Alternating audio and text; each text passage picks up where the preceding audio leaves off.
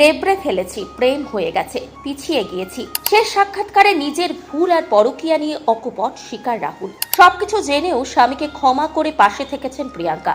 ছেলের সামনে বাবার প্রতি কোনো নেতিবাচকতা আসতে দেননি তিনি। মৃত্যুর পর সামনে এলো সম্পর্কের এই অজানা এবং আবেগঘন দিক। টলিপাড়ার কাছে এখনো মেনে নেওয়া কঠিন রাহুল বন্দ্যোপাধ্যায়ের নেই। তার মৃত্যু তদন্ত চলার মাঝেই সামনে এসেছে জীবনের শেষ বলা কথাটা, যেখানে নিজের ব্যক্তিগত জীবনের অন্ধকার দিক নিয়ে খোলাখুলি বলেন তিনি। নিজের পরকীয়া ও ভুল সিদ্ধান্তের কথা স্বীকার করে রাহুল জানান, একসময় তিনি ভুল পথে চলে গিয়েছিলেন, কিন্তু প্রিয়াঙ্কা তাকে ক্ষমা করে দিয়েছে। শুধু তাই নয়, সম্পর্কের চরম অশান্তির সময়ও প্রিয়াঙ্কা তার ছেলে সহজের মনে বাবার বিরুদ্ধে কোনো খারাপ ধারণা তৈরি হতে দেননি। বাবাকে বাবার জায়গাতেই রেখেছেন। রাহুলের কথাতে উঠে আসে প্রিয়াঙ্কার এই মানসিক শক্তি আর বড় মনই তাদের সম্পর্ককে ধরে রেখেছে। মৃত্যুর পর এই কথাগুলোর সামনে আসতেই আবেগে ভাসছেন অনুরাগীরা, আর প্রিয়াঙ্কার প্রতি সম্মান আরো বেড়েছে।